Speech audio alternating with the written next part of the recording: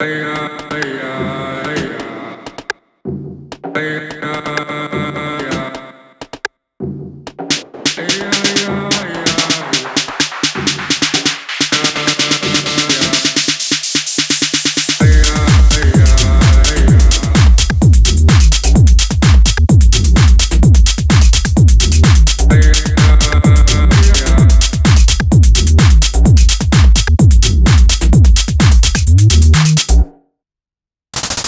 there guys, it's Julian. Today I want to talk to you about how to make solid groove style modern tech house.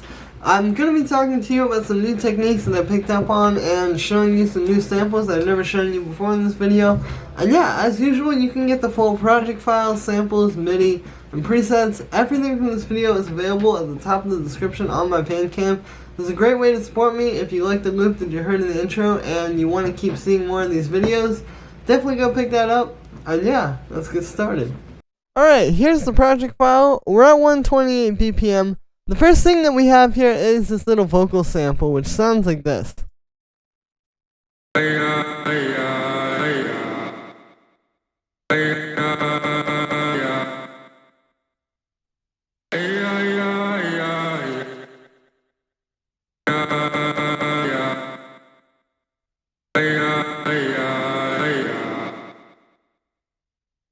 And then this chop over here is just that same.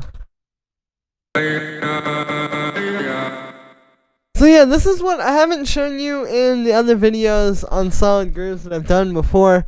The vocal samples, really important with this style. You know, it's all about getting these nice kind of quick, choppy vocals like this. Like, maybe it just plays for a bar or so. And then it kind of stops.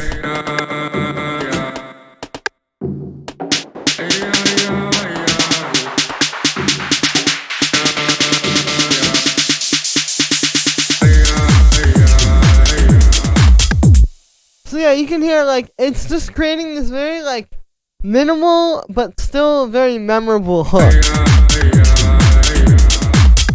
You know, it's very simple, but you're gonna remember the track that you hear. Like, if you go out to a house night and you hear a track that has this kind of vocal, you're gonna remember the one that had that hey-ya, hey-ya, hey-ya.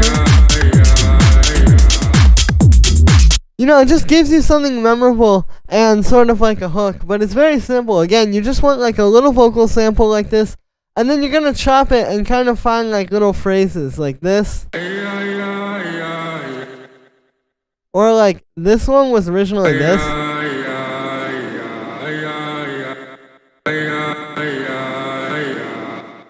And then you can see I chopped it to create that. So yeah, you're just kind of like, you know, chopping up little phrases like this.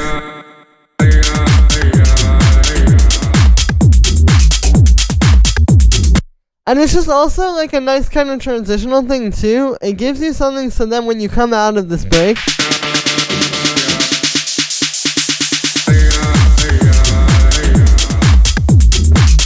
you know, we don't need to have a crash or anything, but you can feel.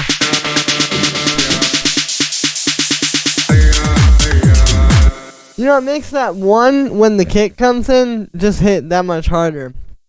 So yeah, that's kind of the idea behind the vocal. Again, you just want to find like a simple sort of sound like this, you know. Not like a whole choir, just like one person singing usually, and it's going to just be something memorable and catchy. It doesn't even have to be like super in key. Like, this is in key with the bass line.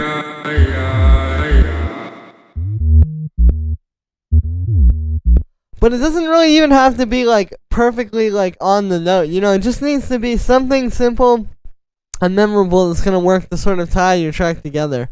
And then for effects on here, the effects are gonna be really simple as well. So you can see I just have a high pass filter, just getting rid of any low end.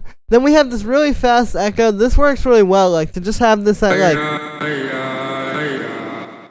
on 110 milliseconds like that, like just something super fast. It's on the ping pong setting as well. And then finally after that, we just have a bit of drum bus to beef up the vocal. And that is it for the vocal sample. From there, we have our hi-hats.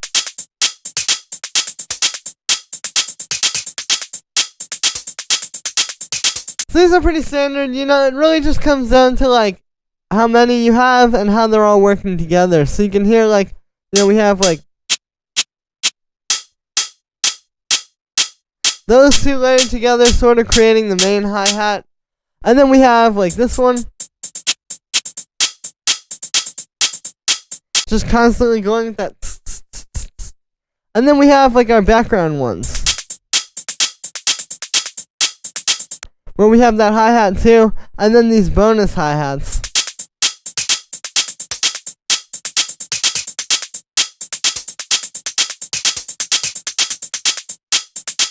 So yeah, I've shown you these before. I'm not going to go super in depth with them because it's also, you know, pretty self-evident. But as you can hear, it just comes down to having like, you know, one or two that are just constantly going, one that's constantly going but has a little bit of kind of stop and start like how this has. And then the ones that are just going to be like the background little extra 16th notes. And by having the different styles of them in there, that's what makes it overall feel really full and big and energetic. And then those are just going through a bit of saturation, so here's without that. And with it, you can hear it just gives them that extra little glue to really come together. And yeah, then we have the bass, which is actually made with 2 layers, and it sounds like this.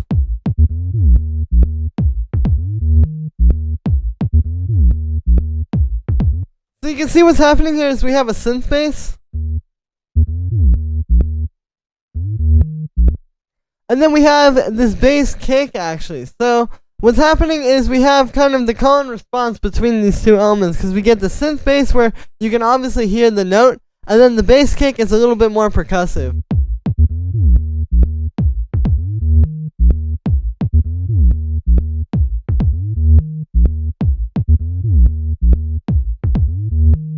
And it's a nice kind of like contrast in there, and it also adds depth to the bass line because, you know, it's always going to be a very simple bass line in this style of track. So what you can do to make it a bit more exciting is have 2 sounds playing that bass line. Like, you know, we could always just move these notes up to the synth bass.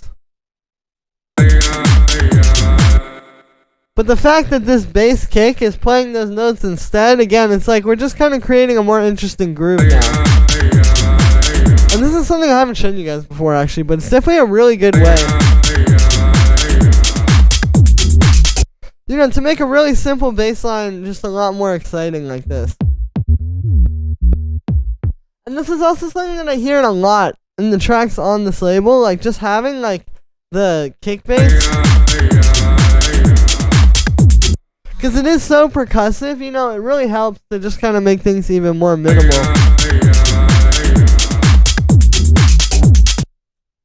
So for the synth bass, what it's doing is it's just playing this 2-bar pattern over and over again. So you can see, yeah, it's all really just in the key of D sharp. That's the key we're in, D sharp minor. And you can see, so like we really just have like pretty simple notes, all things considered. We have D sharp, F sharp, which if we're talking about the D sharp minor scale, F sharp would be the minor 3rd. We have an A sharp, which would just be the 5th. And then another A sharp down here, and another D sharp up there. So it's really just 3 notes, and then just octaves of 2 of them. But yeah, and then you can also see there's a bit of gliding there. That's how we get that.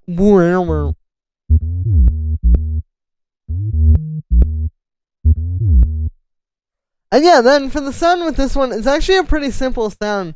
The way this is being made is we're using operator, but we're not doing any FM. It's just one oscillator. It's just a square wave. And then we're low passing it. And then you can hear that kind of just turns it into like more like a sine wave or something like that. So it's just become this like deeper but still very fat waveform. The reason why we do this is because a sine wave isn't always so fat on its own. It's really big in terms of like, you know, you'll feel it in the low end, but it doesn't always have that fatness to it. So when you want a sound that's similar but is going to be a bit fatter, this is a really great way to do it because the square wave has, you know, it's literally full of harmonic content. So it just kind of like fills in that space nicely. And then you low pass it. And then you're basically just taking just the low end. And there you go, you basically get a fatter sine wave. And then I also have this soft shaper on here. So here's without that.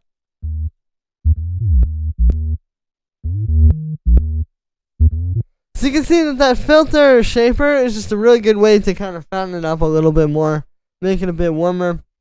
And then that's just going through some drum bus, and I have it being sidechained to the kick. And then for the bass kick, that's actually just almost dry. You can see we just have it in the simpler here. The one effect that I do have on here though is I just have a low pass filter just to cut off some of those highs, to make it really just in the low end. And yeah, then after that we have the kick, which is a different kick from the bass kick. You know, when you're making a bass line out of a kick, it's not always going to work to just use the same kick that you have as like the main kick in your track. You know, a lot of times like it's better to have two different ones like that. And then that's just going to some drum bus. Then on the group of the low end, I have just a bit of saturation. So here's without that.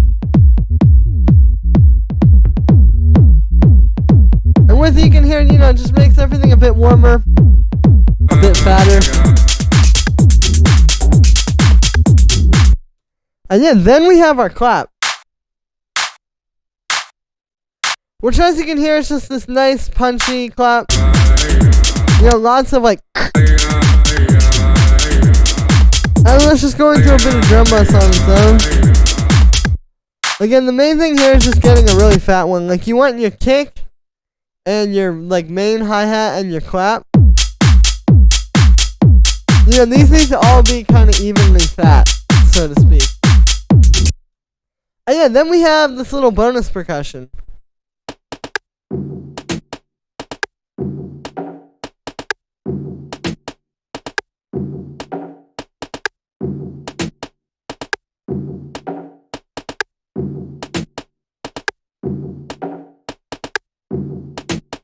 So you can hear it, yeah, it's 4 different sounds here. So we have like this little rim shot and this percussion. So those just come.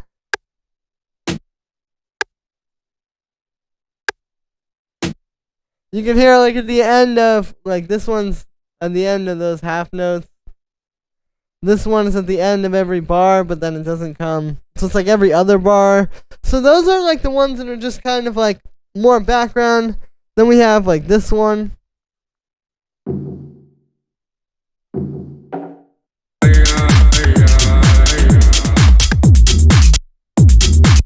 Just having that little vroom.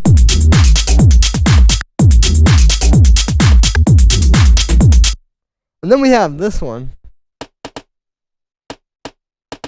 And this is just like a little one. But now you can see how all 4 of these come together and just kind of fill in the background of the track. Because the thing is, with these style of house tracks, it's not going to be just like the most in-your-face percussion. Like, it is in your face, but it's not in your face in terms of like having just like the biggest, loudest sounds that, you know, are so obvious. It's a lot of like little kind of background stuff. Like, you might not even have noticed these, or that there's so many of them. But it's these little things that are going to really come together and make the big picture. So it's important to have them. And then those are just all going through a bit of drum bus together to kind of glue them together and give them a more even kind of feel texturally. And also you'll notice that these play in the breakdown. So typically, like in a track like this, you would have a break that's really, really open, and then a short build-up. And then it would drop in with everything. And even when it drops in with everything, it's still pretty minimal. The thing is that in this break, you still need something. You still need like a little repetitive thing that is from the main groove, that when you hear the main groove, you can recognize it. But then it's kind of like just something to be like the background sounds in this part. You don't want it to be just the vocal on its own. So these bonus percussions are perfect for that, because you can hear, we can tell there's a beat happening, but it's still kind of random. And then they come in and just kind of tie the whole thing together there. So yeah, that's the idea behind that.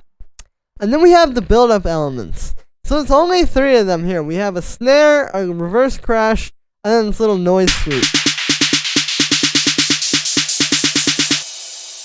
So yeah, this is typically what you would have in a track like this. Like, you don't even always have to have this many. You could even sometimes just have the sweep, or just the snare, or just the crash, or just like 2 of them. But having all 3 of them, I think, really fills it out. So, starting with the snare, something you'll notice is one, it's just a little smaller, like 808 or 606 style snare. But also, it doesn't play every count. You know, in a lot of tech house builds, it's just like straight 16th notes, and then there's like a volume build. This doesn't have any volume building or automation. The build just happens because you can see it adds progressively more notes as we go on through the build up. So that's the thing, is kind of doing the build either by having it, you know, again, build up in volume, or by having it build up with more notes. I think it's a lot more interesting when you do it this way, because it kind of is like, well, where's it going to go from here? But you're showing them that, oh, it can get more intense and bigger and more energetic. And that's just going through some drum bus. Then we have the reverse crash, you know, just to give us something nice and kind of bright. That gives us that, like, going into that next part, so we get a little bit of reverb ringing out. And yeah, you can see that's just going through some reverb. And then the noise sweep.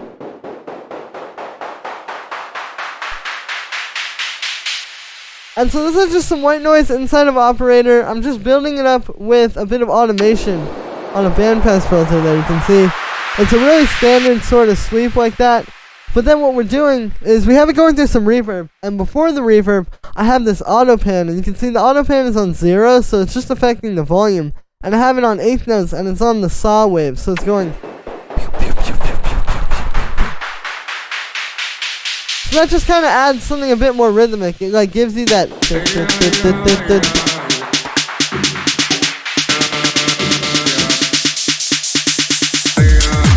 which works really well here because we've just been going through this part, which is a little bit harder to count. So now you just come in with a like that. That's really easy to count, and it's like the contrast between that compared to what the listener just heard is going to make this a really, really powerful element. And yeah, that's the idea behind that.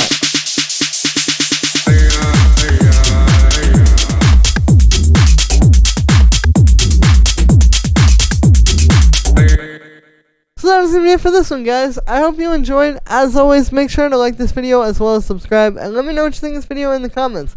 Like I said in the beginning, definitely go pick up these samples and the MIDI and the project file. All of that is available for just $5 on my Bandcamp. The link is at the top of the description. This really supports me. If you guys are enjoying these videos, definitely go pick this up, because it helps keep me going so I can keep bringing you more videos every day. And yeah, you can also get, you know, a bunch of great stuff to work from and make your own tracks from. And yeah, so that's going to be it for this one, guys. Thank you so much, and I will see you tomorrow with another video.